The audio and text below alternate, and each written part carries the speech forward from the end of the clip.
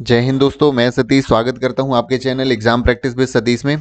तो हम आ गए हैं एक नई वीडियो लेकर के, जो कि है प्रैक्टिस सेट है और जिसका टॉपिक है prospective of on education and leadership, जो कि पेडागॉगी का आपका पार्ट आना है केंद्रीय विद्यालय एग्जाम में। उसका ये प्रैक्टिस सेट नंबर 42 है, जिसमें हम आज क्वेश्चंस की लगभग 20 क्वेश्चंस की प्रैक्टिस करेंगे।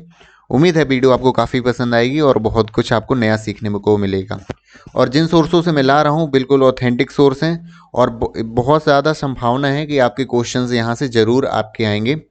तो ज़रूर आप तैयारी अपनी जो है एक एक क्वेश्चंस को ध्यान से समझिएगा और रिवीजन करना मत भूलिएगा। तो बढ़ते हैं अगले पहले प्रश्न की ओर। सबसे गहन और महत्वपूर्ण समाजीकरण कब होता है?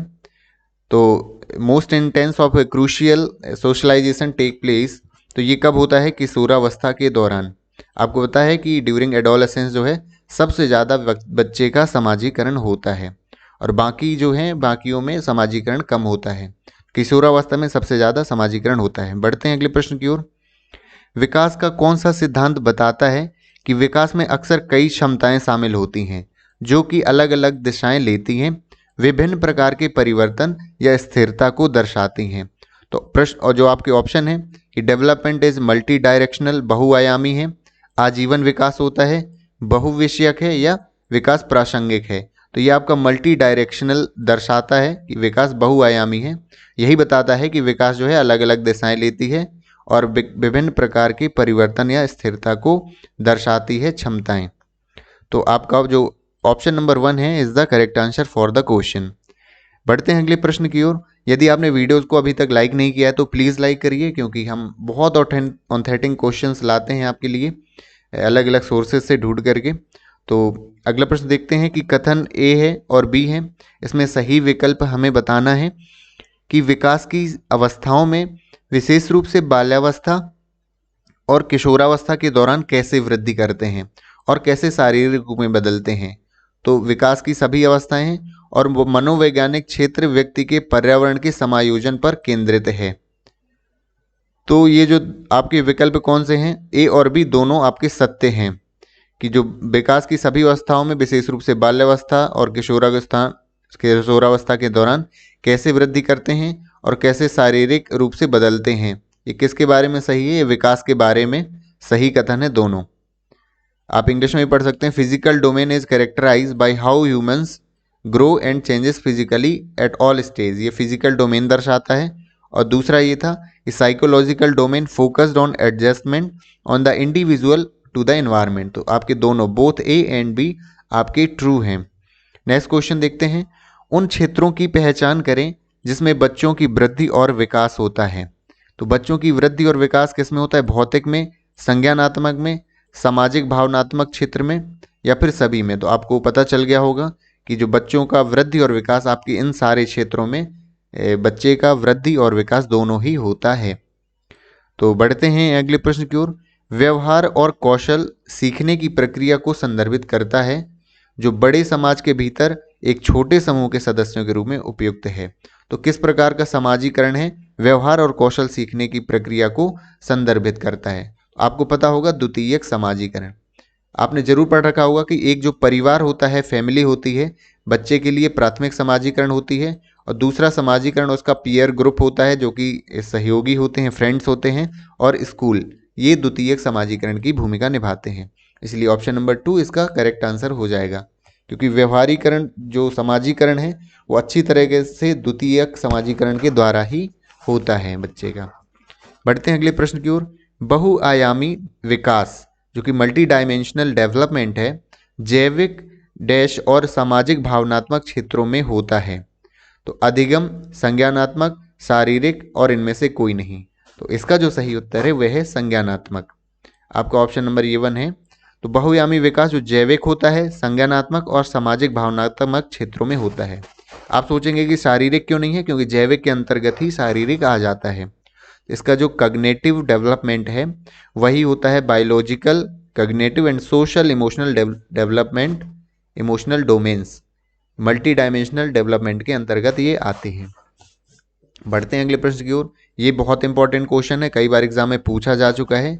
डैश और पर्यावरण का ज्ञान सभी प्रकार के बालकों को संभालने के लिए एक शिक्षक के लिए अत्यंत आवश्यक है। तो आपको बताना है किसका, आनुवांशिकता और पर्यावरण। बहुत आपने पढ़ा है कि हेरिडिटी और एनवायरनमेंट दोनों का ज्ञान होना चाहिए शिक्षक को, ताकि वह बच्चों के लिए, बच्चों की पेडागॉजी को अच्छे से समझ सके, अच्छा परफॉर्मेंस दे सके अपनी क्लास में। तो इसका सही आंसर है हेरिडिटी। तो हेरिडिटी एंड एनवायरनमेंट दोनों जरूरी है एक टीचर के लिए। बढ़ते हैं अगले प्रश्न की ओर। किशोरों को एक सुरक्षित और सहायक माहौल पाने का अधिकार है। बच्चों को, जो किशोर हैं, ये पाने का अधिकार है। आप इस कथन से क्या समझते हैं कि वैतनिक अवैतनिक श्रम के माध्यम से समुदायों में महत्वपूर्ण योगदान देना, तो ये नहीं है इसका। किशोरों को उत्पादक नागरिकों और कल के नेताओं में पोषित करना, ये भी नहीं है। किशोरों को सटीक और आयु उपयुक्त जानकारी, कौशल निर्माण, सशक्तिकरण, सकारात्मक भूमिका। अब आप देख रहे होंगे कितने सारे इसमें पॉजिटिव वर्ड लिखे हैं, इसलिए ये इसका सटीक उत्तर हो जाएगा। कभी ये आप ट्रिक भी अपना सकते हैं, कई बार जैसे क्वेश्चन में आपको बहुत ज़्यादा पॉजिटिव वर्ड दिख रहे हैं 4 ऑप्शन में से, तो प्रोबेबिलिटी ये रहती है कि वो आपका सही उत्तर हो जाएगा। तो ऑप्शन नंबर 3 जो है कि एडोलेसेंस स्टेज में ये सारी चीज़ें जो हैं होनी चाहिए, तो ये इसका सही उत्तर हो जाएगा। आगे देखते हैं, बालक के विकास पर 2 प्रमुख प्रभाव क्या हैं। आपने पढ़ा होगा हेरिडिटी एंड एनवायरनमेंट, उसी का दूसरा एक कहते हैं हम प्रगति और पोषण, नेचर और नर्चर। नेचर कहीं ना कहीं आपके वातावरण से संबंधित है, और जो पोषण है, नर्चर है, वो आपके आनुवांशिकता पर भी डिपेंड करता है। तो नेचर और नर्चर और आनुवांशिकता और पर्यावरण, इन 2 प्रभाव जो हैं बालक के विकास पर पड़ते हैं। आपको ये याद कर लेना है और गलती नहीं करनी है आपको एग्जाम में बिल्कुल भी। पढ़ते हैं अगले प्रश्न की ओर। ये एक बहुत सिंपल क्वेश्चन है, आता रहता है जनरल एग्जाम में, कि कौन सा मानव के विकास का सही क्रम है। आपको बताना है कि पहले शैशवावस्था आती है, पता है आपको, फिर बाल्यावस्था, किशोरावस्था और फिर वयस्कता। इंग्लिश में देख लेते हैं कि जो इन्फेंसी स्टेज रहती है, फिर चाइल्डहुड आता है, फिर एडल्सेंस स्टेज है, फिर इसके बाद एडल्टहुड आता है स्टेज। तो ये आपका option number 2 is the correct answer for the question. आगे देखते हैं, सहकर्मी समूह या पीयर ग्रुप जो रहता है, किशोरों में सामाजिक कौशल को कैसे बढ़ावा दे सकते हैं। तो how peer group promote social skill in adolescence stage. दोस्ती के माध्यम से किशोर गैर जिम्मेदार हो जाते हैं, तो ये नहीं है। सामाजिक कौशल को ये बढ़ावा नहीं देते हैं। जिम्मेदारी विकसित नहीं करते, ये भी उत्तर नहीं है। दोस्ती के माध्यम से किशोर एक निसंदेह और आराम से जीवन जीते हैं, तो ये भी नहीं है। आपका ऑप्शन नंबर 4 है कि दोस्ती के माध्यम से किशोर रचनात्मक पारस्परिक कौशल विकास कर सकते हैं, तो जिससे आपका सामाजिक कौशल जो है बढ़ावा मिलता है।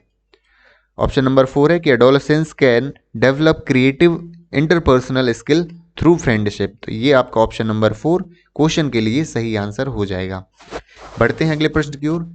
विकास, बच्चों के विकास के संदर्भ में निम्नलिखित में से कौन सा कथन सही है। विकास के क्षेत्र सुस्पष्ट हैं और एक दूसरे से कोई संबंध नहीं है, तो ये उत्तर तो गलत हो गया। पूछा है कौन सा सही है। बालक के विकास से संबंधित विभिन्न सिद्धांत बच्चों के विकास के विषय में एक मत हैं, तो एक मत नहीं है, सबने अलग अलग सिद्धांत दे रखे हैं। बच्चों का विकास उनके सामाजिक संदर्भ से प्रभावित होता है। हाँ, ये सभी मनोवैज्ञानिक मानते हैं कि जो सामाजिक संदर्भ है उससे बच्चे का विकास प्रभावित होता है, तो विकास के संदर्भ में ये सही है। ऑप्शन नंबर 3 देख लेते हैं। Development of children is influenced by their social context. तो ये जो आपका ऑप्शन है एकदम सही हो जाता है। क्वेश्चन था कि डेवलपमेंट ऑफ चिल्ड्रन के लिए कौन सा स्टेटमेंट करेक्ट है। Option number 3 is the correct answer.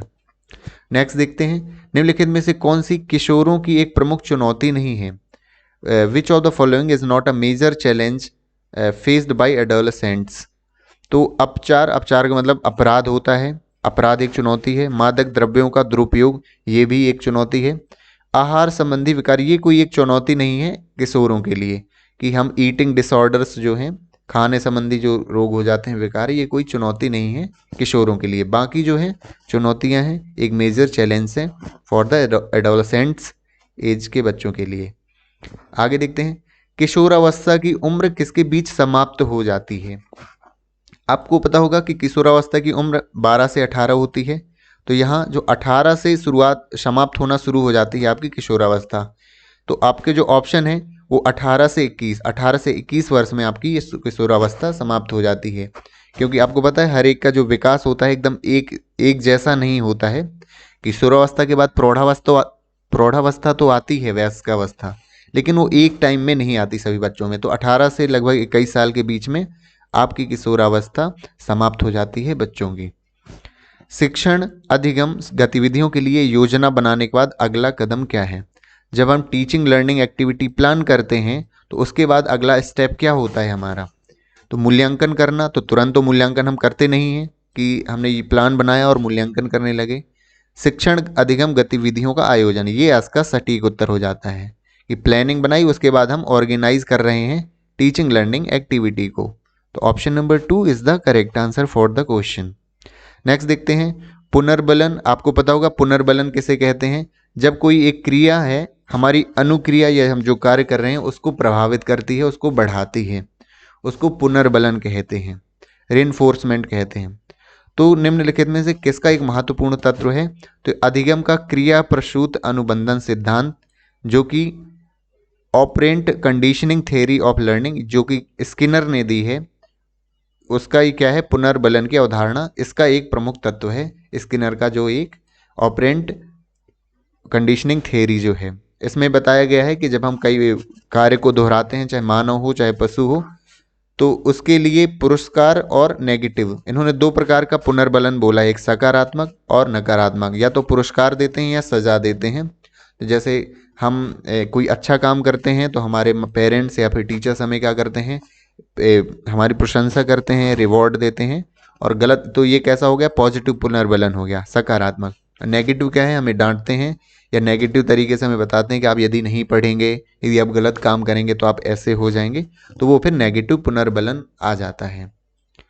तो ये आपका जो ऑप्शन 2 है याद कर लेना है, आपको गलती नहीं करनी है एग्जाम में। बढ़ते हैं अगले प्रश्न की ओर। जब हम इंस्ट्रक्शन तैयार करते समय शिक्षक को यह सुनिश्चित करना चाहिए कि जो इंस्ट्रक्शंस हैं उसके छात्रों को भ्रमित और हतोत्साहित ना करें, यही इसका करेक्ट हो जाता है।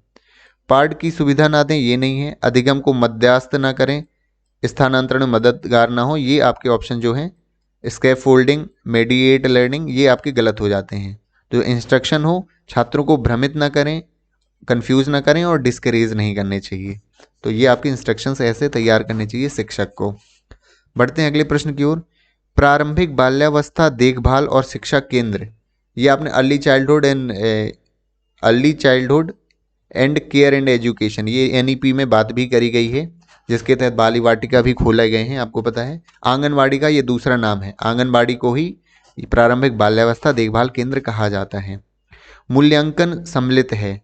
मूल्यांकन किसका किया जाता है प्रारंभिक बाल्यावस्था में? स्वच्छता आरोग्यता का, पाठ्यक्रम का मूल्यांकन, स्थान खेलने की सामग्री का मूल्यांकन, उपरोक्त सभी। तो ये सभी है। केंद्रों का मूल्यांकन यहाँ पर बात की गई, यहाँ पे बच्चे की मूल्यांकन की बात नहीं की गई है। आंगनबाड़ी है, उनके मूल्यांकन में क्या सम्मिलित होता है? तो उनमें जब मूल्यांकन किया जाता है उसमें क्लीनिंग देखी जाती है, हाइजीन देखा जाता है, करिकुलम, स्पेस और प्ले मटेरियल्स भी देखे जाते हैं। आज की वीडियो का आखिरी प्रश्न, वाइगोत्स्की ने कहा कि शिक्षार्थियों को डैश डैश में पढ़ाया जाना चाहिए। तो कक्षा में, प्राकृतिक परिवेश में, समावेशी में, समीपस्थ विकास के क्षेत्र। आपको याद कर लेना है कि वाइगोत्स्की ने कहा है जोन ऑफ प्रॉक्सिमल डेवलपमेंट जो है, जो समीपस्थ विकास का क्षेत्र है, उसमें पढ़ाया जाना चाहिए वाइगोत्स्की के अनुसार। उम्मीद है आपको वीडियो काफ़ी पसंद आई होगी। आपके ये जो क्वेश्चन है बहुत ही इंपॉर्टेंट है आपके केवीएस एग्जाम के लिए। आप एक एक क्वेश्चन को जरूर आप रिवाइज कर लीजिए, आप दोबारा भी वीडियो देख सकते हैं। और हर एक की मैं पीडीएफ अपने टेलीग्राम चैनल आपके केवीएन जो सतीश केवीएन है, या फिर मैं इसकी डिस्क्रिप्शन में लिंक भी दे दूंगा, आप ज्वाइन कर सकते हैं, वहाँ आपको लिंक मिल जाएगी। आपके लिए हम लगातार वीडियोस ला रहे हैं, तो आपसे होप रखते हैं कि ज़रूर हमारे चैनल को सब्सक्राइब करिए, अपने दोस्तों को शेयर करिए जो केवी की तैयारी कर रहे हैं, और हमारी वीडियोस को लाइक करिए। तो बने रहिए, आप हमारे वीडियोस को देखते रहिए। मिलते हैं अगले वीडियो में। Thank you so much for watching this video.